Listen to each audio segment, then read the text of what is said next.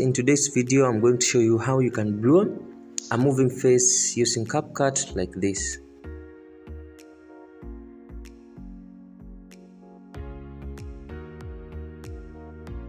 So I'm going to use CapCut app.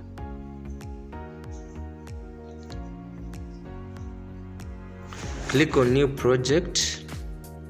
Then we're going to import one of the videos that I'm going to use. I will import this one. Click on add. After that, as this is the first step, we are going to click on overlay, then add overlay. Then we are going to add the same video. Click on add. Resize this video until it fits this window like this, and then after that we are going to click on effects, and then video effects. Click on basics, then search where is written blur.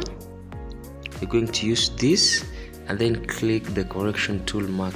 Resize until it fits the video until the end of the clip like that.